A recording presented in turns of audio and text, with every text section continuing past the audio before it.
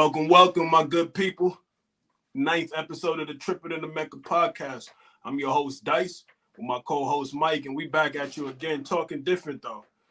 A little bit of Donovan Mitchell, talking about some different sports, because we don't only represent the Knicks, we represent all New York sports. So just got some different things, some different topics, and different sports we're going to talk about. But, yo, Mike, what you got for me today? All right, man, let's start with this. This basketball topic. I just seen a report that Kevin Durant want to go back to the ownership and talk to him sometime this week. What do you think that meeting is about? Do you think he's going to stay committed to leaving, or you think they're going to come up with a resolution? I think they're going to come up with a resolution. I mean, when the news first broke, of course, everybody was going crazy. Everybody was reacting to it. Yeah. As they should. It's Kevin Durant, top 20 player all time. But I was kind of like landscaping the NBA, and I was like, there's nowhere where you could go. Like, if the Suns and the Nets didn't make the trade for Ayton, Mikal Bridges, Cam Johnson, couple first here and there, that's about the best offer you're going to get without having to just gut everything. You know what I mean? For a 34-year-old. Now, if this is 26-year-old Durant, then you 10 first if it need be. You know what I mean? Like, but I'm just saying, so I was just, as I was looking around and seeing what was going on and like looking at teams' rosters and, some of the moves that teams was making and kind of filling up their team, because it wasn't really a free agency this year outside of course, the Knicks signing Brunson and some other few moves. But I just didn't see another spot where he could be. And it's like where you want to win. And it's like, if you go back, you got Kyrie. The Nets was on a low still making moves while this was happening, trading the first for Royce O'Neal, defender, 3-and-D guy, bringing in T.J. Warren, bubble warrior. You know what I mean? Yeah. He was in the bubble going crazy. But dropped 50 over there. Dropped 50 twice. You know what I mean? Going crazy. So got him on a one-year deal. Still got Kyrie and, wherever he's going to be at it, mentally. Still got Seth Curry. Still got Ben Simmons. Still got Joe Harris. Like, you got it still, re-sign Claxton on a 2-year 20. Like, you got a team. Right. Bro, figure it out. Like, because I thought just to add one more thing, I thought it kind of made him look weak. Like, we already did you dirty, for what you did going to Golden State. And we was like, all right, you went over there, you did your thing, you won your, all right, now you got a situation over here in Brooklyn. To me, him requesting a trade, now, even if he goes back, like I think he will and just kind of fixes things up with the management and the ownership, I still think, like, bro, you a sucker. Yeah, I mean? Like, bro, you a sucker. Like, you're afraid of the competition. And that proves all the reason to me, or the more so reason to me, is why you ain't ever want to be a Knick. Because you knew what that was when you came here. You knew what that was. Yeah. Like, yeah. It's, I don't know, man. I think he a sucker. You think Irvin's staying? So do you think basically Durant don't want to play with Irvin? Or do you think it's one of them situations where they can make it work all together, both of them together? To me, what I think it was, I think the request was about Kyrie's deal. I think KD's like, wait, y'all ain't have nothing. Y'all was playing with D'Angelo Russell and Andre Drummond. You know what I mean? Whatever. You know what I mean? Like, this is Kyrie Irving. No matter what you going on and that was going on, this is still Kyrie. And, like, I seen Scoop Johnson, and I know people don't really pay attention to him, but he kind of brought everything closer and kind of made sense of the situation. Like, the Nets never kind of took up for Kyrie because, people talk about, outside of the injuries, the reason why he wasn't there, obviously the January 6th riots, that was one thing, he felt a certain way about that. That's one thing, whatever. But some of the other ones was the dude's wife was having a baby. Nobody said anything about that. They just, Kyrie gone. You know what I mean? Like, the Nets never took up for him. It's just kind of weird, like, some of the things that the Nets was doing. It was another one where the Nets reportedly okayed him to go take some time off or whatever. And it happened to be his sister's birthday that he ends up going to the party. I think you remember that with during the pandemic, and they went crazy over it. But the Nets okayed it. But then when the backlash came, they never came and protected their player. So I think KD just kind of was like, look, if y'all gonna do this to him, if I go down again or I start playing bad or this, that, and the third, what y'all gonna do to me? Yeah. You know what I mean? And it's like, that's what I think the request was. And I think that was to add fuel to the fire. Like, all right, look, we taking over this. Like, we got this. You know what I mean? Like, y'all But wouldn't be it was anything also a without report us. that came out that Durant or Irvin wasn't speaking though.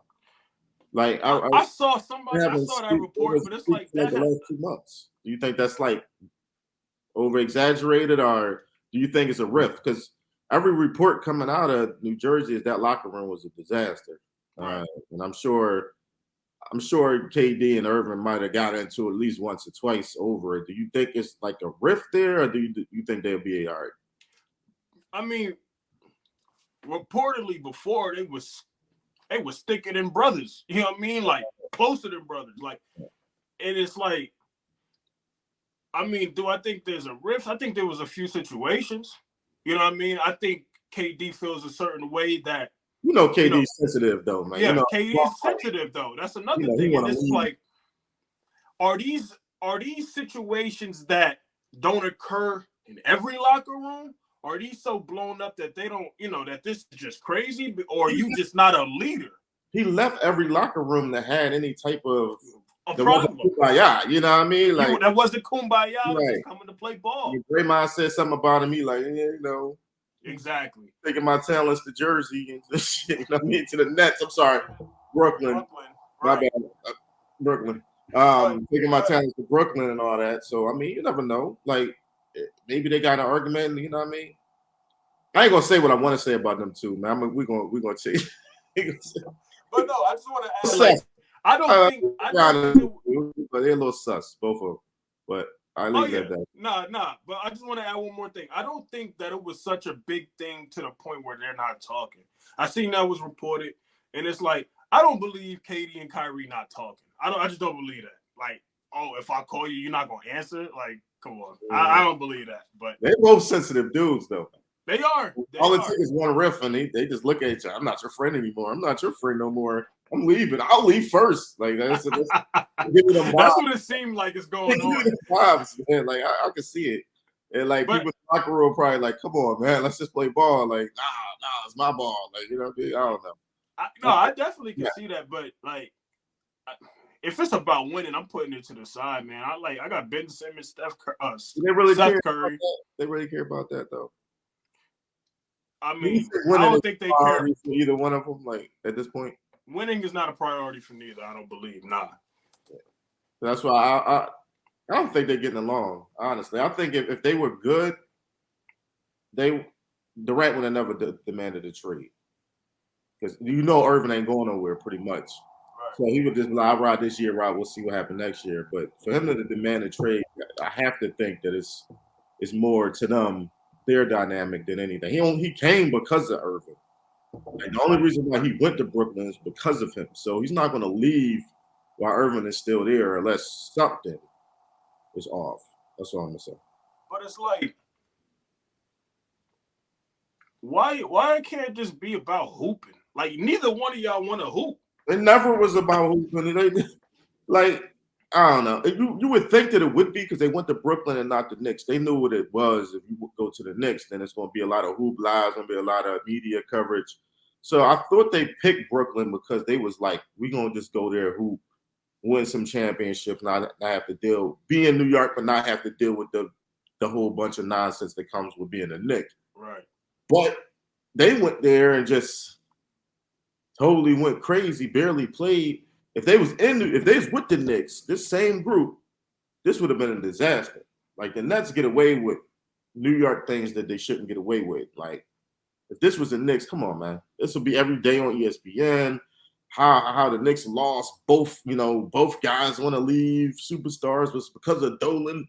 You know what I mean? Like let it be reversed. It would have been a disaster over here. So like I just think the Nets get a free pass regardless because they're the Nets. And honestly, both KD and Kyrie, they might be like a little cancerous, especially Irvin. Like everywhere he goes, it's just everything just become bad for whatever reason. Like, I don't think he's the type of guy you can win with unless you got like a super strong-willed person like LeBron. You feel me? Who can just put all that nonsense aside. But Durant too petty for that. Like he ain't gonna play the leadership role. He like, I'm out. I ain't gotta do it. Like, yeah, that's what I'm saying. He don't do that. And it's like the reason things didn't go well in OKC is because Russ will fight him. That's why. Like, Russ will beat his ass. You feel me? I wanted to say that, but I wanted to give him the benefit of the doubt. Yeah. You know what I mean? Nah, I put my money on Russ on that particular boxing match. I got Russ. So it's like if Russ shooting and bricking, he ain't gonna say nothing. He gonna expect what was it at the time? Scott Brooks. He gonna expect Scott Brooks to intervene. I give my nudge. Hey, Brooks, you want to say something now? Come on, man. Oh, please help. Yeah. So it's like, he goes to Golden State. Okay, like, soft when you leaving and you don't even tell the boy you played with 9 years until after you left, and you told him a couple days before, I'm coming back, bro. Me and you, we're gonna run this back. We got it. Then you leave. That's when you know he probably had his messenger send a text message or something like, KD's going to the Warriors. So you know, thank you. Like, bro, you're a grown man. Yeah. Like he was soft. He was soft then, like to keep it 100. Like you a grown man. Like that was soft. So then you go to Golden State. You know what I mean? You go win 2 rings, and you know you're not getting beloved like Steph Curry would, because Steph won there already. Right. Steph you knew that built that up. Yeah, you knew that going in. Like, you're never gonna get that type of credit. Right. That's like, just to kind of make it in a rap reference. Let's just say Prime DMX went to Rockefeller back in the day. Like, okay, cool album, dude, but you're not Hove one. You know what I mean? And it's like, you ain't build the rock. Like, right. The same type of thing. Like, great artist, KD, great player, but you're not Steph here. So, yeah, I mean, quite honestly, I can equate it to like if you know, we're going to transition a little bit into in this Donovan Mitchell. I don't even want to hang here too much. I'm gonna be a quick little segment on this, so we're gonna move on. But it's like if Donovan Mitchell was to come and we was to win a championship, the person who, depending on how well he plays, but I'm just saying the person who you probably be happiest for would be RJ, because he's a homegrown drafted player. He's been here 4 years. He's been through the ups and downs. It was the win. RJ would probably be the guy everybody would be proud of more so than Donovan Mitchell. It's just because when you draft a guy, or let's just say OB or whoever IQ, whatever young person you like, but you got more of a connection to the guy you draft. You know what I mean? And that's why with, you know, segmenting back to that KD situation, he's going to be more love Curry is than KD because he was drafted there. Right. You know what I mean? So your guy is the guy you've seen grow. You've seen him go through the ups and downs. You've seen him hurt his ankle and miss games and come back and be that guy. You're going to have more of a connection to him than you would a new guy coming in to take you over the top. That's just how it goes. But transitioning to this Donovan Mitchell situation. So the latest that we have that concerns us is it's pretty much a stalemate. They're not changing, you know, they haven't talked in several weeks. A lot of people saying that he might end up just coming back to Utah. Some people say it might be a training camp deal that they do at the very end. What's your perspective on it? What you thinking? One, I'm over it. Like, it feel like we've been doing this 2 months. Yeah. It's been 3 weeks. Like, you know what I mean? It's just, so that's one. One thing, I'm just over it. Like, I'm at the point where as the day continues to go on, and I'm just kind of like, I know we need a star, but it's like, I'm just not gonna pay the price that you want. I'm just not. So, hey, you know what I mean? I'm okay with bringing the team in. I'm willing to pay every day to go by. I'm just willing to pay the price. I want it to be. This one at the end, man. That's the reason. we want that is obviously because we want Donovan Mitchell, we want a star in the building, but it's like this regime is doing everything that regimes didn't do, like draft smartly, value deals, not overpaying, not getting bent over, not not being the same Knicks. And like as I'm starting to take day by day, I'm like, yo, Leon Rose is that dude. Like he hasn't done much, but he hasn't like just been desperate either. He could have been. He could have been. He done some things that we question? Yes. In hindsight, is the Randall deal bad? Yes. Is he going to regret that $60 million to Mitch? Yes. But $78 million to Evan. $78 million to Evan. Yes. $43 million to Derrick Rose. Yes, he will regret that also.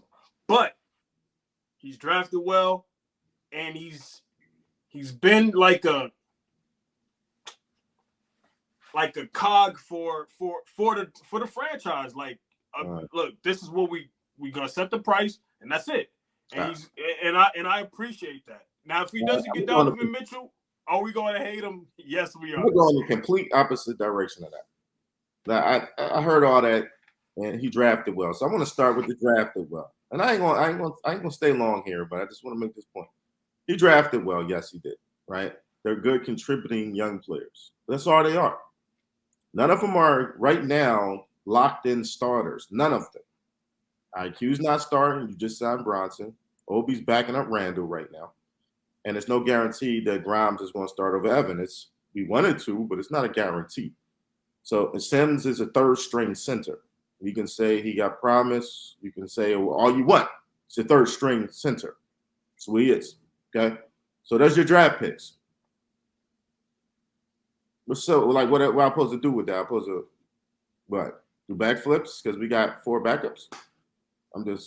What's so great about that? No, you're not supposed to do backflips. Halliburton was a couple picks down, and I wanted Toppin, so I'm not going to fraud now and say I didn't want Toppin. I wanted Toppin. I didn't want Toppin. I'll be the first one to admit that, but I like where he's become. So I thought the plan was to get Toppin to start and get rid of Randall. That's why I'm like, let's get Toppin. He got upside. He might become a star for us. Boom. There wasn't no plan for that, right? So we ended up missing on a young prospect, and Halliburton who's probably better. Not probably, he is a bigger and a better prospect than Toppin is today. We had Halliburton. If we wanted Donovan Mitchell, we could throw Halliburton in there with Evan and 4 picks, and the deal would have been done 3 weeks ago. So mistake, Leon, check. So your draft is cool, but you made a mistake, bro. Right there. That's a mistake. We traded up to get IQ, but if we would have threw one of them assets that we got that we want to hold on to, and we got 11 of them, we would have threw a little extra asset. We could have moved up a couple slots and got Maxey and had a better prospect than we had. We also had Cole Anthony on the board too that we passed on as well. So yes, he drafted well, and I like the players, but he ain't like he killed it. He did cool. It's cool. It's cool. But so, I'm saying, like, what am I praising him for? For not praising him. You just not praising him either. I'm just asking, what, like, the drafting was okay. It's not great. It was okay.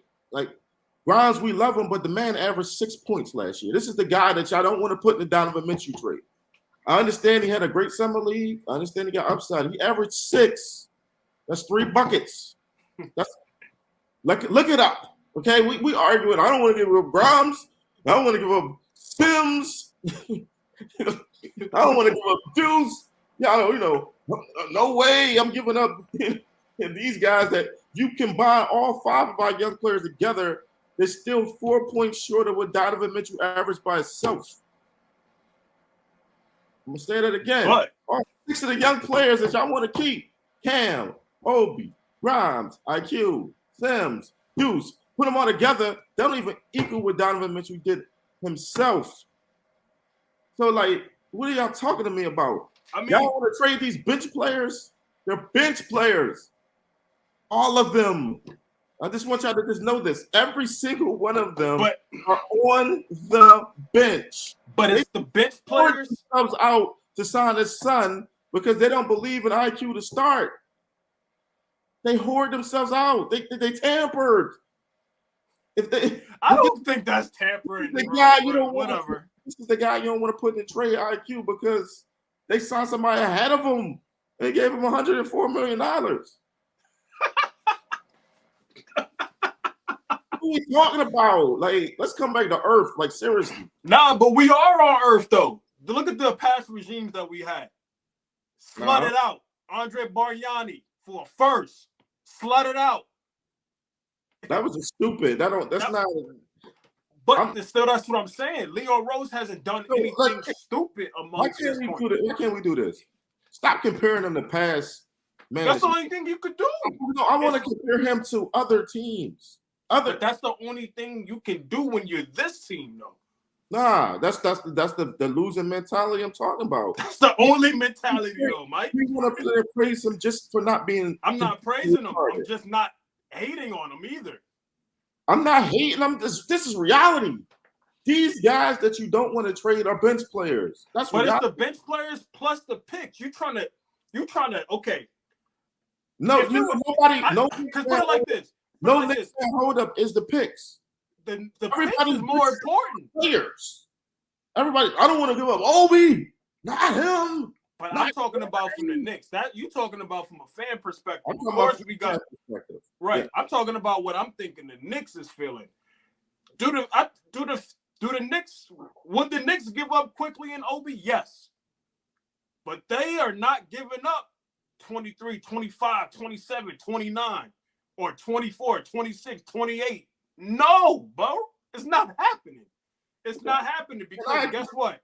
The Knicks' luck is the 2026 pick would have been the first pick because Donovan flamed out, or the 2028 pick would have been the first pick in the draft with some crazy prospect, and then one of the other picks would have been the 7th pick in the draft and that crazy prospect. All that you're saying is probably would come true, but you know what? If it was our pick, is 11, 9, 7, maybe if we're lucky. Okay, none of them was never going to be one for us anyway. So. You can spin it in how you want to spin it. We don't get the first pick. But it's not only that. You have nothing left to trade after that. You can't get better, my guy. That's what the problem is. They're looking at it like how we all looked at it. If you look at KFS, if you look at Knicks Fan TV with CP the franchise, they all have done a Donovan list of rankings of where he's at. All have said 18 to 25, 18 to 26. Range. Now the Knicks are like, okay, if I'm giving up the bag, wait. If the Knicks are like, I'm giving up the bag, I'm giving you 2 of my young players who I still got to go try to develop more if I want to trade down the line. So I'm giving you 2 of my good young players. Plus I'm giving you 3, 4 unprotected picks, and I still got to get better. How am I going to get better? There's no more free agency. Bradley Bill's taking 250. Levine's is taking 200. You don't think these next guys are taking 250? Anthony Edwards not taking that bag in Minnesota? It's not happening. They can't get better. So that's why they're not trying to pay that steep of a price because they're going to need more to trade down the line for somebody. Randall has no value. Evan has no value enough. You can't trade Derrick Rose. He has no value. None of the young players have enough value. You got the only thing we have is the picks. That's why they holding them so near and dear to the heart. And I agree with it because 18 to 25, you're still not winning the ring. Even if RJ's a star, still not winning the ring. Brunson, 20 points a game, 7 assists, still not winning the ring. You still need another guy. They're not going to get better with giving up the war. You getting the first? Everybody want to talk about the other guy. Where are you getting the first guy from if you're not getting Mitchell? Let me just ask you this: are you paying less for Booker when they trade him than what they asking for Donovan Mitchell? But Devin's better than him. Okay, do you think you're going to pay less? You probably would. 4 unprotected would probably be around the price. So when you pay that for Booker, you still need another guy. Where you getting the rest of that stuff from? But he's better than Donovan. Slightly. Okay. If Donovan's 18, 21, then he's 18. Like, that's not doing nothing. You still need another guy after him. Where are you getting that from? Okay, let's just throw Booker out there. Let's say Luka requested trade.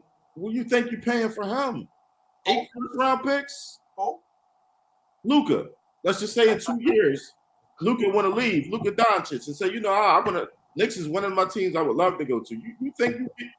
You think after what happened with Dallas, if you think you're gonna get him, you don't think you're giving up like 9 picks, bro. You're getting murdered. Right. You ain't winning. How are you going to get that guy if you give up 6 of them in Donovan's deal? I'm just saying, any trade that you do, you're giving up the majority of these picks. But it's the whole thinking of it, though. You're giving up these picks. But it's the whole thinking of it, though. I'm still getting the 20th to 25th best player in the league. Okay. I'm still having to get another guy if I want to win. If I really want to win. Now, if I just want to put some asses in the seats, then just pay the whole thing, pay the bag, give up everything, pay the gusto. But if you really want a ring, you know you're gonna have to get another guy. So you're not getting a top 10 guy. What you paying for Donovan for? You might as well keep on building. I'm not paying for Donovan to not go get another guy. All right, so if we're building, then like, why is all of our young players off the bench? I'm just trying to understand the philosophy. We're building because we got Tom Thibodeau into $104 million. Like, none of this. I don't know. None of this is making any sense to me. Like, it doesn't make any sense. All things are pointing trade for Donovan, but right. I don't think the Knicks. I don't think they want to pay the price. Then what the hell you sign a 25-year-old point guard for $104 million? Stability, bro. We had Alec Burks. Anybody was gonna be better. Like, so we just want to be an average team. Okay, cool. I mean, yeah. I ain't gonna stay here long. There's no point.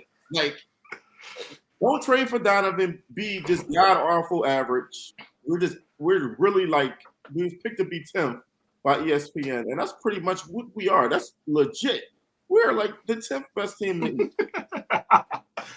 Like on the news. We might can fight with 9, maybe we can box, but we probably gonna lose in 12 and be the 10th seed. That's what we are as a team. Like, real talk. We just spent $104 million on a point guard, signed another center, right? We still got Obi without a clear-cut rotation. Like, he needs to play 20 minutes. I don't know how in God's name that's going to happen with Randall starting in 2 real good centers. He ain't playing center, okay? So he's basically backing up Randall. That's not fixed. No. So then we got Grimes, who everybody wants to start. Evan needs to play. He's making $19 million. So if Evan plays, IQ play, Rose play, then Cam don't play. That's still not fixed. I'm just trying to understand what the hell. One guy's on the outside. One guy's on the outside, unfortunately. Right. I don't understand what's happening here. I don't get it. I don't get it. I'm thinking it's Cam Reddish. That's on the. That's if you get on the outside and you get Isaiah, those are solid moves, regardless of how they got it, whether that's his son or not. Hey, solid players. But you know that ain't good enough. They know it ain't good enough. So if you don't get Donovan, right, you putting pressure on Tibbs unnecessarily because everything's gonna come ahead. They don't talk, so Tibbs got to talk every single day. Mm-hmm. He had to eat all of this Donovan, put all that noise out, say he believes in his players. He's gonna have to say Cam's situational. He's gonna have to hear why didn't OB play more all year long. And Leon once again gets a pass because y'all just love him so much because he ain't make a stupid mistake, but he hasn't fixed anything. He didn't fix his rotation. He didn't get a star. He got a point guard, yes, applaud, but you gave up 6 second-round picks to get rid of the players you signed last year to get your point guard. You traded a first-round pick for 3 future first-round picks to God knows what the fuck was that. I'm sorry to curse. I don't know what that was for. I'm trying to figure that out. Right. I thought it was because we were putting that to get a star. No. That was stupid because nobody want those picks. Nobody wants them. But now we got the picks and we don't want them. So we just I don't understand what's happening. We got the picks in there. I don't understand. We got the picks and we don't want them. I want to understand. I just don't quite get it. I don't get it. I'm lost, honestly. I'm confused. If they don't get Donovan Mitchell, nothing has made sense. Nothing. Trading an 11th pick to get 3 future first-round picks makes 0 sense if you're not trading those picks. I want to let you know, I'm on board. I agree. We should be trading for Donovan Mitchell. We should. But That price kind of hefty, my boy. That price kind of hefty, my boy. 3-4 unprotected and 2 of my young players. Plus, you taking my best shooter in Evan Fournier. Like, I'm just trying to say, if we don't trade for Donovan Mitchell, I just don't understand a plan. but like, Is the plan to be a play-in team? you still a play-in team. Okay, all right, but is the plan to like be on the outside looking in of a playoff team? No, you're in the play-in still with Donovan Mitchell. 2 spots instead of picking 11. We picked 13th and said progress was made. I'm just trying to figure out what we're doing here. But even if you pay the bag for Donovan Mitchell, you still in the play-in. That's what I'm saying. Like that's debatable, but I know for certain. But we are putting it down. I know that. But look, now you done traded Obi and Grimes, you done traded a stupid bag of picks, okay. and you still are not in the top 6. But you're closer. But you're closer to getting that second star than you are now. Because no star is coming here. That's but how are you getting him after? You figure that part out after. You got to get one before you got to. It's 0, 1, then 2, right? We ain't at 1, bro. You got to get 1. No, you're right. You worry about 2 after 1. I try to jump to 2. We ain't got 1 yet. Like, let's worry about that after we get 1. Okay, then we can say, how are we getting 2 now? We don't have 1. We at 0 right now. 0. We have nothing. Like. So let me ask you this. All in all, now what is it? August 2nd, right? 3rd. August 3rd, 2nd or 3rd? One of them days, yeah. I think it's August 2nd, yeah. August 2nd. Do you think a deal gets done? Yeah, I do. I think end of August, early September. Boy, they're taking us to the wire. I just think the next. What is changing between now and then? I think they realize that they're going to have to realize there's no other options. Like, I'm just being real with you. Like, I think that they kind of lowballed the Murray situation. Like, not lowball, but didn't want to give up those picks because they kind of heard that maybe Donovan might be available in the pipelines, and they kind of chilled and was like, yeah, let's not commit there. Let's try to commit if Donovan becomes available. We got our tools ready for him. But they're going to get intel quickly. Like, there ain't nobody available, bro. Like, if y'all don't do this, yeah, you're pretty much. But the thing is, are you even really trying to get him? Reportedly, Leon Rose threw 4 protecteds and 1 unprotected. So, I mean, if you gave up 5 picks anywhere you put it, 5 picks in a young player and Evan, that's a solid offer. It ain't enough to get him, but it's you letting them know, listen, we want the guy. You know what I mean? Normally in negotiations, you're not going to come with your best offer and then have nowhere to go. They gave him an offer they're not going to take, but an offer to let them know that we're serious about getting them. Now, Danny Ainge came back with, I want all the so a placeholder, if you will. Yeah, no, that ain't going to work. So we're going to have to meet in the middle. I mean, eventually, I think Ainge is going to come down a little, and the Knicks is going to have to come up. I think Ainge is going to come out with a solid deal when it's all said and done, but the Knicks is going to have to up the ante. They're going to have to. I just don't. I think they keep him, man. I think they keep him at least to the deadline. I don't see how the Knicks can come to the. I don't see how they can come this offseason with all this Donovan Mitchell talk and not come with him and not have a backup for that. I just don't see it. Like, this is the last option you got. That's it. That's what I'm saying. Like, this is the backup. I don't have nowhere else to go. It's like if you come in with just Bronson, we know that it's solid. We like Bronson. He's a solid player. We know what he is, but we know it's not enough. Like, every Knicks fan knows that. Like, we're hoping that the young players get more of an opportunity. Maybe with some of these young players grow, and that'll save our season. But you're still putting Tibbs you're putting Tibbs in a horrible situation again. Like, you are. Like, now you got to cut back IQ numbers because you just signed Bronson. So IQ is going to play less minutes now. Now you're trying to put Grimes in there to start, but then you got Evan off the bench who's going to be a veteran that still can play. That's going to be a little bit of a situation that he has to juggle. You can't have Evan, IQ, and Rose off the bench. That's a horrible, horrible defensive lineup off the bench with Obi. My God, that ain't gonna work. You know what I'm saying? Oh. So you gonna have to. It's a lot. Cam is in his contract year. He traded the first for him. Do you think that situation get resolved at least? I'm saying you're putting Tibbs in a horrible situation. You have to do something else. If you're not doing this Donovan thing, you got to clear up this rotation so it's set rotations for Tibbs. Because you just throwing him under the bus. You know the first day of training camp with the first question going to be? Mitchell. You're going to have to juggle that pretty much all year. Like, they're going on a losing streak.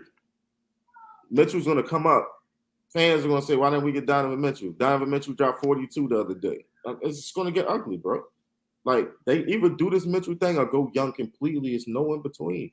As we said on the last pod, I believe episode 8, that was the easiest option they had. Even if you didn't pay the Ivy price, trading Randall and just picking your pick at 11 would have been suffice. Sonic Brunson, having a new rookie, having Obi starting, something to look forward to, hearing the rumblings after seeing Grimes in the Summer League of possibility starting. Now we got Brunson, Grimes, RJ, Obi, and Mitch. You would have been good, bro. You would have had some more time. Now here you are with your foot to the fire. Yep. And that's what we got to see. We got to wait and see. I think it gets done. I think we're going to have to end up giving up more than we want. Now, I don't think they're going to get crazy and give. So let me ask you this: you think it's two of our good young players? And I'm not talking about no Cam. I'm talking about quickly Obi or Grimes. I think it's going to be Grimes and IQ when it's all said and done. I think they're going to want to keep Obi because I think that they probably would want to move on from Randall if they got that combination and keep Obi. If I'm giving you two of my young players, you're not getting none of them picks that you want, bro.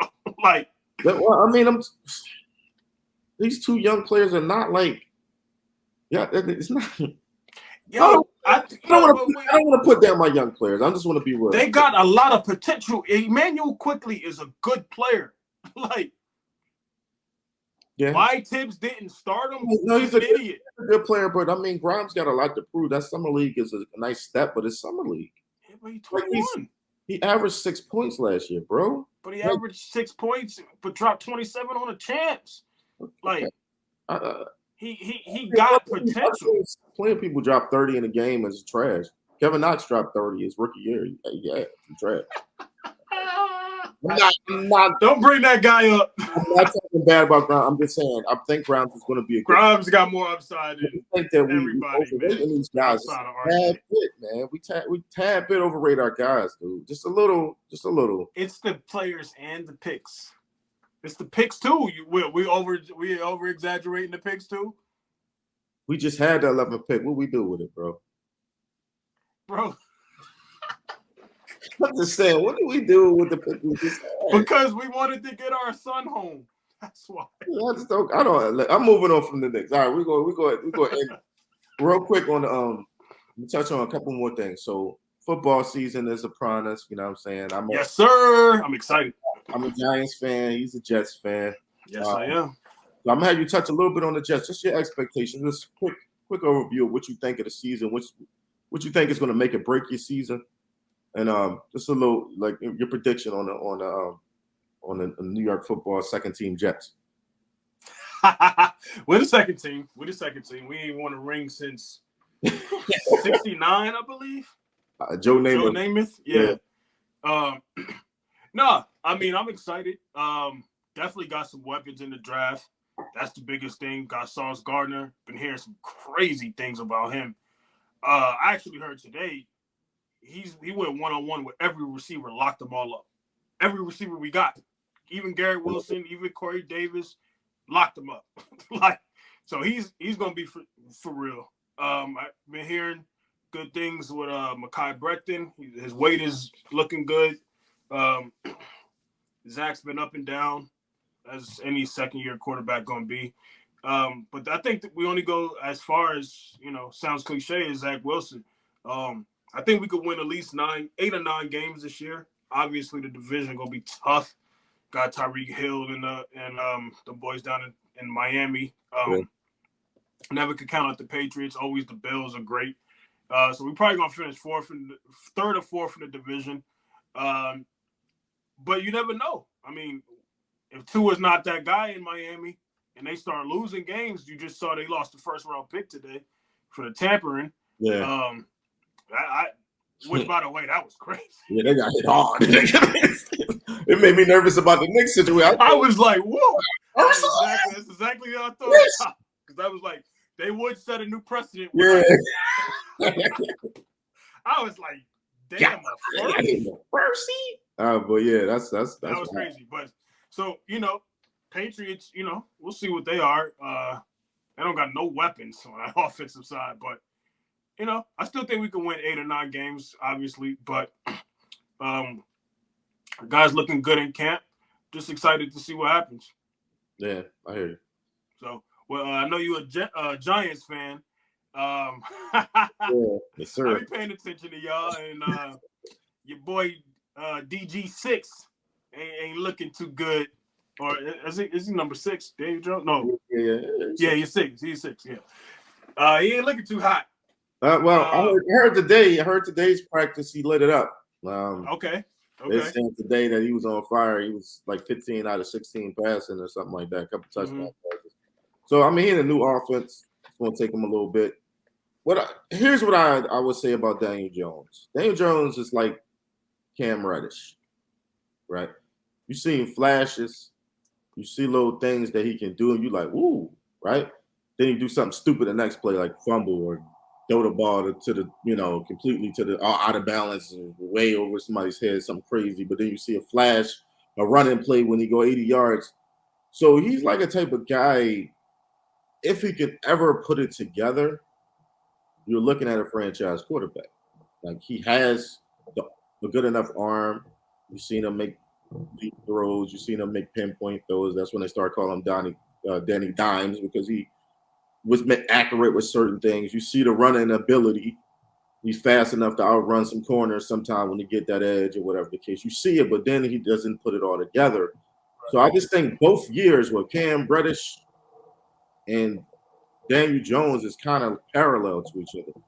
Like, ironically, they both from Duke, but like they kind of parallel. It's kind of like you see the flashes, but they haven't put it together. Right. It's raw ability, but it still need coaching, and it's a contract year, right?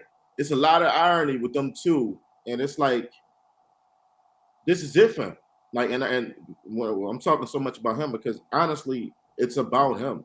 Like, our win-loss record, I don't know. You know what I'm saying? Like, football's unpredictable. We can go 8 and whatever. We can go 9. We can go 10. Depending on the year, you can go 4. It all depends. Injuries happen. It's crazy. But the key to us is we need to know whether we got a quarterback. Like, he has to show he's a franchise guy. Now, that can equate to 8 wins, 9 wins, 10 wins, 7 wins. You can have a good season and win 7 wins, and our defense is awful. That don't mean that he's bad. Right. You know what I'm saying? So our season boils down to him. If he's no good, then our whole next year is dedicated to getting a quarterback.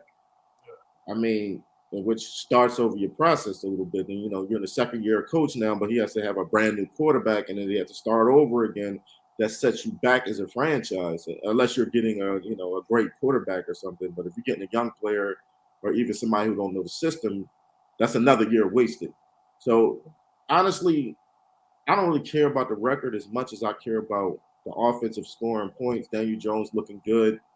My defensive players that I drafted and young players are getting better, and I see that progress. And we win 7 games, but I see Daniel Jones throw for 28 touchdowns, some 30 touchdowns, something like that. You know what I mean? Saquon bounce back, all of those type of things happen, then I'm happy as a fan. Think that's possible? Saquon bouncing back? All about health for him. I mean, we know there's no question the talent is there. Like, nobody questions if he's talented. It's all about health. I mean, you don't never know that. You know what I mean? Like, he can go and just have one of them bounce back years. He stay healthy relatively, play 15 games. He's going to put up numbers. If he gets hurt, I mean, that might be the end of him as far as a big, he might be a third string back if he get hurt seriously again. So I'm hoping, you know what I'm saying? I'm not making no predictions on the Giants. Like, I'm not saying I think we can win 8 or 9. I just want to see progress. Yeah, I mean, when I say 8 or 9, I'm just looking at the division. I'm predicting the Dolphins to not beat them guys. You know what I mean?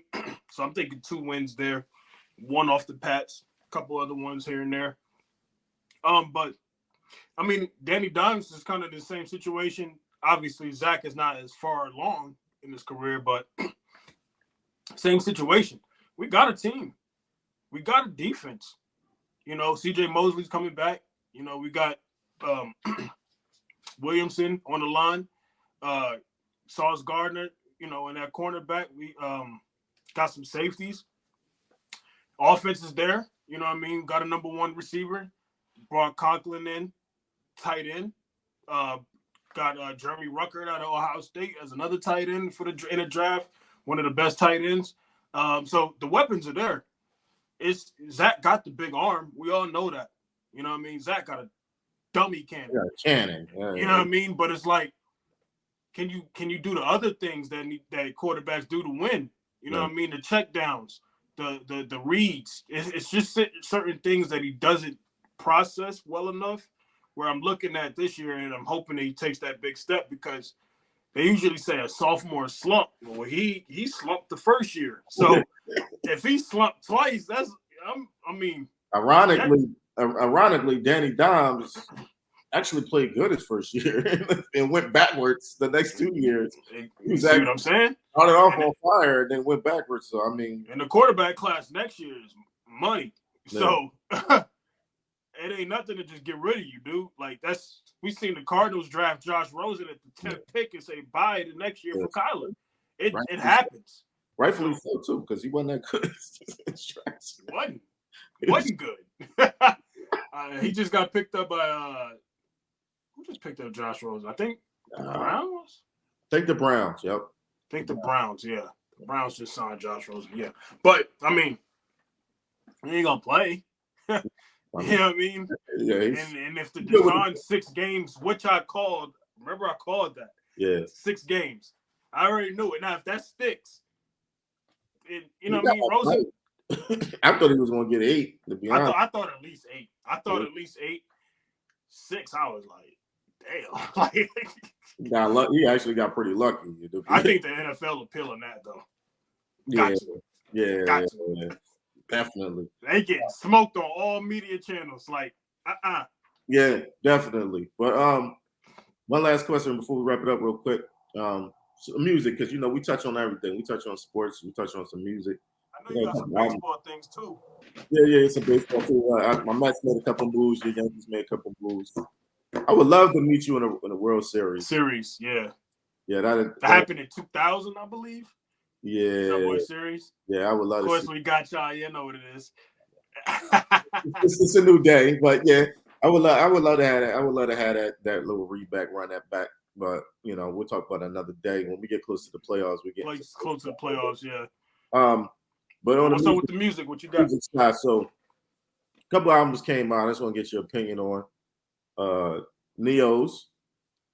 Impressed. And Beyoncé dropped hers. I didn't listen to Beyonce. Shout out to the Beehive and all that. You know what I'm saying? I didn't listen to Beyonce. I'm sorry. But I did hear a couple songs. I heard the Cozy record. I heard the Church Girl record. Obviously, To Break My Soul. It's cool. It's Beyonce. You know what I mean? Like, I do like the Cozy record, though. That's a crazy record. I do like the Alien Superstar. That's a smash. It's a couple songs I did hear, but the Neyo joint, that's that one right there. You know what I mean? Definitely was surprised. The record with Trippie Redd is one of my favorites. The joint he got with Jeremiah, yeah, that's my crazy. Joint. That's probably my favorite record. The joint he got with Jeremiah.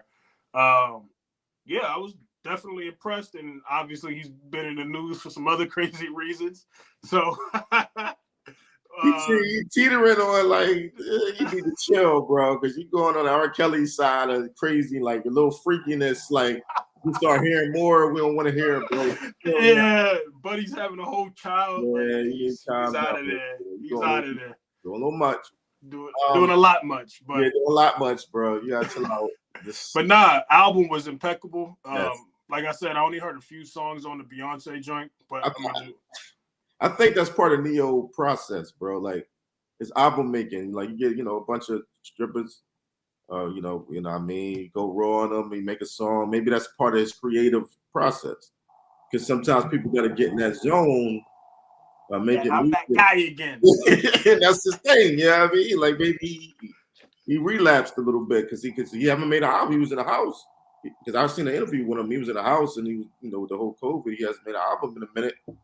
So yeah, like almost divorced his wife before the pandemic. So he went out there, wild out, made his creative process juices going. I mean, so man, that's how he write.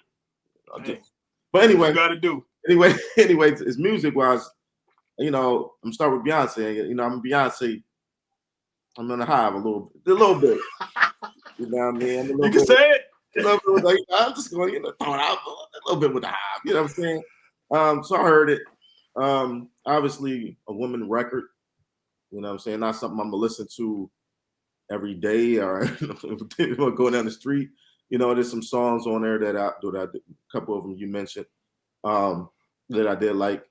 There's one called Virgo. I think it's Virgo's something that's going crazy when you listen to it. I like that too. So I thought it was creative as hell. I know it was a little bit of dance, but the message in there was a little different than just dance. You know what I'm saying? It kind of went back to the roots of how to make music, how this was originally Black culture, and they changed it to not being Black culture, and she kind of brought back that element.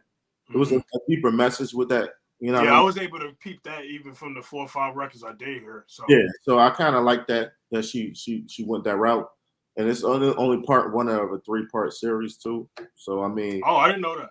Yeah, so this is like dope. 1, she got 2, and then 3. So this might just be like the dance part of it. She might go to soul, you know what I mean, and just give you all different elements of it, which would be pretty crazy. So I liked it. I thought it was good. When part 2 come out, I'll check out part 1. Yeah, I'll wait to listen to part 2 when part 3 come out. Just because I'm a music head, I do gotta check it out. I'm just not a Beyonce fan like that. But don't come for me. No, it ain't even that. It's just all about. Anytime anybody try anything different, I try to listen to it. Even with Drake joint, like I listened to it the night it came out. I listened to it like 3-4 more times after that because I like people trying something, especially Drake. Like, normally do anything different. So and that's why I think I was able to pick Liability, Jimmy Cooks, Text Go Green, and what's the other one I like? Oh, Sticky. Because after you get the initial shock, you know what I mean? When you first hear the music, you're like, whoa. What is this? Right. What is this? Okay, 3 days later. Okay, that Sticky joint. Okay. You know what I mean? But that's what happens. So, you know what I mean? I was able to get a couple joints off of that. But yeah, like you said, anybody that tries anything new, music is stale. Nasty. Yeah, that's why I liked it because even though Kendrick was a dud. Yeah, I told her that when it first came. Everybody tried to act like I do like some joints on there, but everybody try to act like I'm supposed to think deeper. You're gonna think deeper in your soul. I'm like, bro, this shit not hitting like it should. I'm sorry, like I'm a Kendrick fan, but stop trying to make me think deeper about life and all. Nah, it's not that good. Like you're not on the frequency, bro. Yeah, you gotta be on a different frequency of thoughts. Like, nah, this shit is not something I listen to at all. You know what I listen to? That one song with Die Hard. That's it, bro. Like, honestly, that's a lot not. Like, the only song I play off that album. There's a couple songs I like on there. No, I like a couple songs. I actually liked the album. It was cool, but like songs that I'm going to listen to, it's just Die Hard off of that particular album. I'm not every day listening. Like if it pops on other songs, I might listen, but I don't want to. You know what I'm saying? But anyway, moving on to Neyo's real quick. Neyo joint was definitely up there with the best albums so far this year to me. Chris Brown's was pretty high too. I like Chris. But those two albums in particular, I like favorite to listen to. Like I can put it on and just be like, okay, I mean, pretty much every song on there is tolerable or I like, or a couple songs I might not be my thing, but it's good. It's good music. Yeah, I mean, so I thought like Neyo and Beyonce brought it. I thought Chris Brown brought it. But it's been a still year in music, bro. Like it's nothing. There's no excitement. Like you know what I mean? Like Kendrick was supposed to be it, and it was like it was okay. I thought he was thought he was kind of lazy, man. Like, thought he was kind of lazy on it. Like it was good, but it's like it was good. It's just like I just didn't. I didn't sense hunger. Like if that makes sense. Like I didn't sense like the hunger for the game being away that long. It was just like he dropped the album to drop an album. Like, you know what I mean? Like he's that talented where he can drop that type of message and it may seem like he put a lot of thought into it. But for him, I don't think that he really killed himself making this album. I'll put it to you like that. I did hear he's working on another one. Though. Yeah. So I would hear that. They started it right away. He would come back in just a different way or whatever. I would like to see him come more competitively rapping like J. Cole is right now. Just bars. I want to see some level that we haven't seen. That's what we're missing in music. I mean, for the rest of the year, I mean, I don't know. Obviously, people drop surprise albums, and I did see Jay-Z on the Khaled album, so it's gonna be a new verse from him. That's gonna be cool just to hear a new verse. But the only person I'm looking forward to is Travis. Yeah, that's it.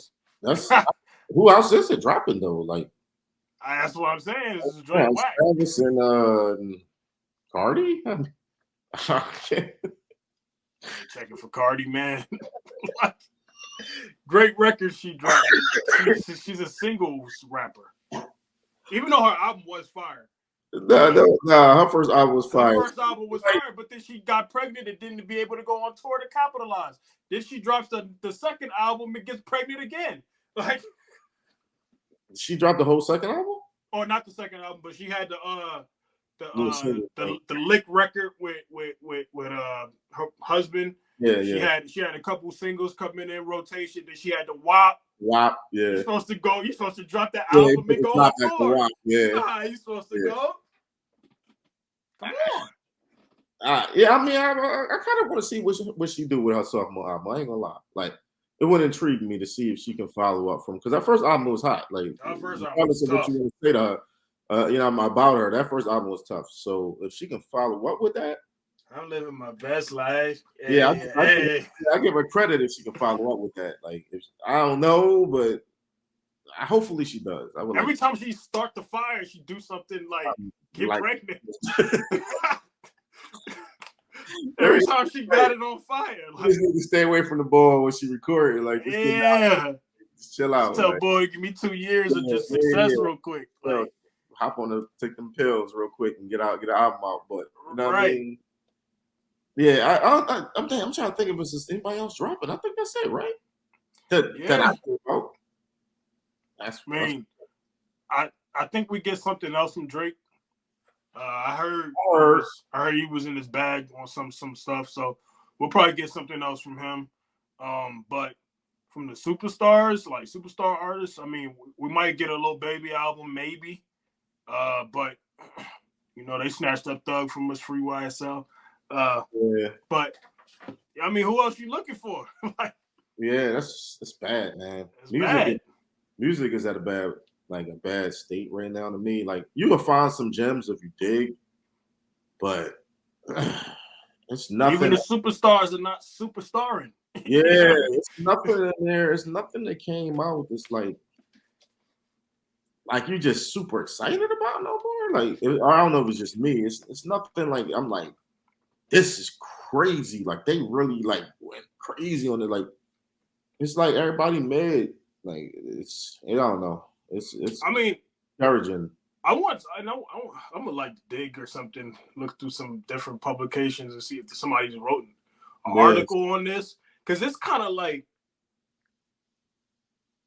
like I said right now, the superstars are not superstarring. So what the hell is going on right now? Because the game is nasty. Like Drake drops the CLB, that's a dud.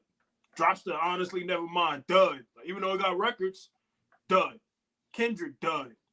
You know what I mean? Like, people like up and down on Beyonce. Like, I see people say this is the worst album she ever did. Yeah, I mean, her fans love it. You know what I'm saying? She actually, this is the critically acclaimed her best album, like from just people outside, like the grade music. This is rated her highest album ever. She got like a 9.3 out of 10.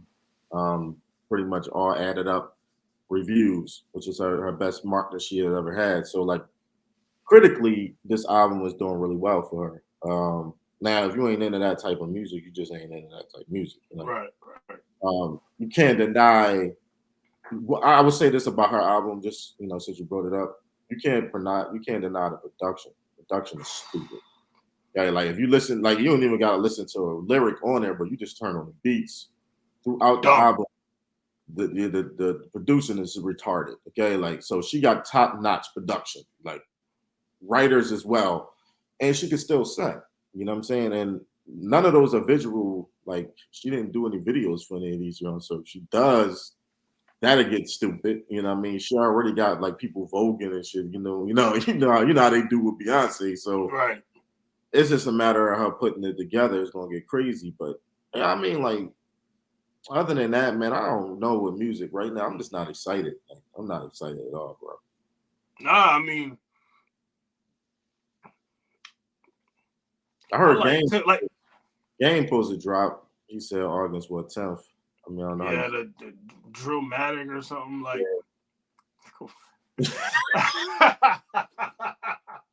And it's no disrespect to Game, but like, babe, we're not looking for you, bro. We are not looking for you, dog. Like, you're supposed to keep a straight face with that, act like you're excited. It's gonna laugh. I mean, I'm just like, I heard that freestyle. He killed it though. No, he killed the freestyle. He did kill that freestyle, LA Leakers. But I mean, I'm not checking for you, bro. You know what I mean? I want a new Lil Baby album. Give me that. You know what I mean? Yeah. I've been like, to be honest, I've been listening to like different stuff. I've been listening to a lot of Tyler, some Steve Lacy, some old Kid Cudi. I've been listening to like. Yeah, you gotta go back sometimes. You gotta go back. Yeah, I've been listening to old stuff. Discouraging. Like I used to even mix up new songs with old songs just to give it a little something, because like I'm a music. Check out the new West Side Gun album. I don't know if you heard that yet. I heard. It's called Peace God. I heard. So how was it? It's pretty solid. I mean, if you're a West Side Gun fan, then got some good records on there. No, for real, you do got some good records on there. But I mean, it's like West Side is not a huge artist, so how many people are really? He's a niche rapper. Yeah. You know what I mean? Yeah. So I mean, if you're not really checking, but I mean, I was thinking like even Push album came and went like, and that was hard. That was hard, but everything goes these days. It's just like it's hard, and it's like, but it's just like when you listen back to that, it was just cool. It wasn't nothing. It wasn't nothing like I want to keep listening to. You feel me? Right. Like, yeah. That's the problem. It's like some of these joints hit you like, oh, this is hard. And you go back, you're like the only song that came out that was hard to me that I always listen to is Benny and J. Cole joint. The joint that they did together. Like I listen to that. Yeah, every time that come out, only time that come on, I listen to, and that's still as hard as when I first heard it. But you seldom get joints like that anymore. Seldom get songs. It's like this is still crazy. Like you know what I mean? Like we gonna make it. You feel me? Like when that come on, it's still hard. Like that's what 10 years ago, 15 years ago. But when that come on, that's still that beat, just crazy. Like you know what I mean? You can't deny songs like that. I don't get that no more. That's what I feel like I'm missing these days. Like I'm not getting that same feel no more. You want me to kind of put and me and my homie had this conversation. I think it's the fact of the streaming. and the access we have, and along with the artists that we lost, we missing a void. We lost a Mac Miller. We lost a X-Tentacion. We lost a Nip. We lost a Young Dolph. You know what I mean? We lost superstars. You know what I mean? Huh? Pop we Smoke. lost a Pop Smoke who would have been out of here. Yeah. You know what I mean? Yeah. Yes. Out of here. Like, he would have been that guy. He would have been that guy. He was a star. For sure. I mean, I just named six artists right there we lost. Like, and then we got our own artists who we grew up on. At least me, I grew up on that. They old now, so they're not really boxing in that lane no more, which is Hov, Kanye, even the Ludas, the Jadas, all those guys, they all got old. So they ain't the same level of fighters no more. So, we didn't really replace them. You know what I'm saying? Like, we never really replaced those guys. So we lost the people that died. We lost the older vets that was nice. And then we had like a little group of Cole, Big Sean, Kendrick, Drake. We don't respect Big Sean. We don't respect Wale. Meek don't get enough love. Right. And those guys. That's why the game whack. Yeah. That's the answer. We done lost the artists. Our artists done got old, and we don't respect the ones we got. And that's facts. That's big facts, though. We don't. They don't respect those guys the same way we used to. Like, and I think Wale and Big Sean don't get the love they supposed to. Keep it 100. They don't. Like, they don't get the love they supposed to. And it's all Drake, Cole, and Kendrick pretty much with the love, but Cole's the only one that's really giving that effort. You know what I'm saying? Like, the rest of them niggas is coasting. So, like, it's trash right now. But let me end on this note. Okay. This will be a real quick ending for you. So we never really talk about music too much on here. So I want you to give the people your top 5 rappers and your top 5 artists of all time. Damn. Top 5 rappers: Jay-Z, Kanye, Lil Wayne, Drake. I always go. Everybody probably gonna hate me for this or kill me for this. My top 5 is Rick Ross. I told you this before, though. Like, I really like Rick Ross. I thought he's had a hell of a career. He chooses the best beats in the game. He gives you, and when he tells you he got a mink on with the white fur, like, you feel it. You know what I mean? Like, I don't know. I love braggadocious rap. So I always put Rick Ross in my top 5. Honorable mention is Pusha T, but that's neither here or there. But top 5 artists of all time. That's tough. Jay-Z, The Weeknd, Kanye, Missy Elliott. She was dope, bro. No, I just say, yeah, that's different. I ain't thinking Missy. I'm just thinking about, like, and how I think about my artists. She wrote too. She wrote. Yeah, she wrote. And how I think about my artist is everything. Me being an artist personally, she got a 90-10 split with the label. Like, and owns her masters. She's got the bag. Yeah. You know what I mean? Like I like stuff like that, like being able to overcome things that you're not supposed to overcome. So I say Missy Elliott, and she's a hell of an artist. But and then I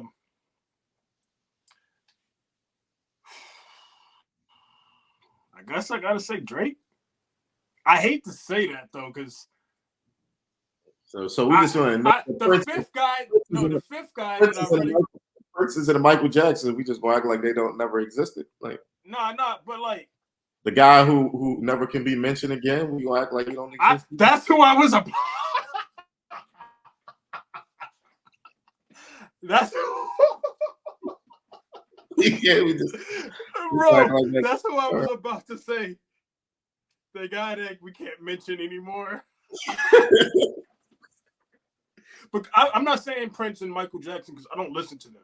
While they're great, and I've heard their albums, I've heard Purple Rain, I heard the Thriller album, the Bad album. I don't listen to them on a regular basis. So I mean, that's just like Biggie and Pac. When somebody saying, "Oh, you don't put Biggie and Pac in your 5," like I don't listen to Biggie and Pac. Like I don't. You know what I mean? So But the guy who we can't mention, that's my fifth. Yeah, we're not going to put a name to it. You know who it is. But you know who it is. You know we talk about from Chicago. He rhymes with Jar Smelly. Yeah, mention that guy. Me, top 5 real quick. Top 5 rappers and then your top 5 artists. All right. Jay-Z, Wayne, Kanye, Drake, Nas. Okay. I always got to put Nas in there because, one, he was killing it back then, but he's still nice today. Still one of the nicest rappers today at damn near 50. Like, you know what I'm saying? Like, right. I gotta put him in my top 5. As far as artists go, the guy that we can't mention is going to be on that list. Yeah, I don't know why that's so funny. I'll put him on that list. You know what I'm saying? I can't let nobody see this. We're going to edit, but he's going to he'll cut this version out. No, he's going to be on the list. Kanye, for sure. Jay-Z, Prince, and Michael. Okay. I mean, I grew up on listening to Prince and Michael and like seeing them in concert, like just seeing that type of those clips and people like originally falling out, being carried out on helicopters and crazy fainting and guys fainting and people crawling and bro, like seeing that, I gotta put you one of the top artists. Nah, that's a fact. That's a fact. They was going insane, like you know what I'm saying, insane, like you know what I'm saying. Yeah, so both of those guys. So I can't not say they one of the top artists ever after seeing that. Like that's like Travis Scott times 3. You know his kind. You know what I'm saying. It was stupid, like especially for Mike. Like we had Koreans falling out. Like they don't do that for Americans too often. Like you know what I'm saying. You know what I'm saying. Yeah, like everybody had that Michael Jackson zip up, that Michael Jackson jacket with the zippers, bro. Like, I mean, even if you don't fuck with Mike, you had that joint on. And when you was a young boy, you heard about it. Even if you wasn't in your era, you heard about it. Oh yeah, you know about it. You know about it. You done seen Thriller. Like Gen Z know about Thriller. You looked at the Thriller album, like you know what I'm saying. You done seen the video, like you know what I'm saying. So you can't fraud on none of that. But other than that, man, it's been great episode, man. We're gonna go to episode 10. We touched on a little bit of everything today. Next, sir, we're gonna go heavy football. Okay. Next podcast, we getting into the preseason. We're gonna really get a chance to see these guys. So we're gonna touch a lot more on our teams, get into our football bag. Let me ask you a question real quick. I know we've been on here way over expectations. It's been a great pod, and I've been enjoying every aspect of it. But let me ask you this. Because we was talking music, and this guy I'm about to mention, obviously a great artist, great rapper, sold millions of records. You think Eminem has messed his legacy up? As far as, like, okay, when Vince Carter played till he was 42, when he was done at 35. Brady was, yeah. Like when he was done at 35, like, you know what I mean? Like, yeah. That's what I'm saying. Like, because he's about to drop another album, Eminem. And I'll say this. I mean, and he's in my top 10. You know what I mean? He boxing with 7, 6 or 7, up there with X and him and different people, you know what I'm saying? That Jadakiss that I have personally. So I respect more than most. You know what I'm saying? He's probably, to me, most one of the entertaining rappers ever.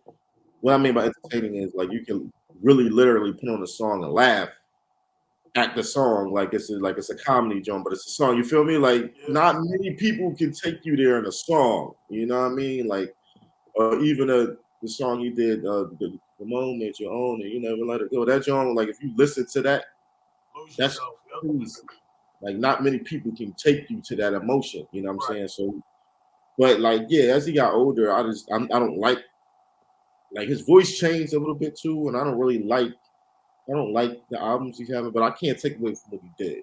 I don't care how many more he drop. He can drop 7 more albums. His first 4 or 5 was crazy. Like the joints he did with Dre was crazy. He resurrected Dre too. He put a battery in that man's back. Like he done a lot. Like you feel me? He killed Jay, on the song. You know what I mean? It's certain things he got in his resume you can't take away from the man. I The don't second care. verse on Renegade is God legendary. Legendary verses. Matter of fact, you could make an argument that both those verses is some of the top verses in rap history. Like, yeah, you know what I mean? Like, you can make an argument that this verses, like, it's hard to beat those verses. Like, right. The whole second verse was hard. On Renegade. It was hard. It just wasn't. He wasn't enough. He couldn't box with him. You can tell he stepped it up too, because that first verse was a little lazy. He's like, "Whoa, wait a minute!" Like, I mean, I may have to pull out my lyrical bag on this. He tried. He just can't box with him in that lane. So I mean, like, you can't take away nothing M did. Like, you can't. So yeah, no, I don't think it hurt his legacy at all. Never. Okay. I just wanted to ask that just because. I mean, Kanye had classics, and he came out with a couple joints that's really bad. You know what I'm saying? And you know what I'm saying? And Jesus is king. Yeah, this is horrible. And some of the songs, obviously had like joint with Jill, the Donda, that was cool, but I like a couple records on there. Yeah, we made it more than what it was because it was Kanye, but it was compared to his old music, it was mid. But you can't take his legacy away like that. That man's great. I don't care. He can drop 8 more duds and not have a song I like, and he's still top 5 to me. You know what I mean? Nothing he gonna do to change that. You know what I mean? So I don't think you can mess up your legacy, and not when it comes to music. I don't think so. Okay. Well, my good people, this is the wrap up for episode 9. Huh? Unless you're messing with kids. I'm sorry. Go ahead. Finish. Man, I'm putting chicks in the dungeon like my fifth favorite artist of all time. But yo, that joint got me laughing. But this was great, yo. We hadn't potted in a few weeks or week or so this was great. Episode 9 of the Trippin-N-The podcast. Episode 10, giving you our preview. We're going heavy on football, depending on what's going on with the Knicks. If something drastic happens, we'll talk. We're going heavy on football. We're going heavy on football. So this is the wrap up, and we'll see you next time. All right, man.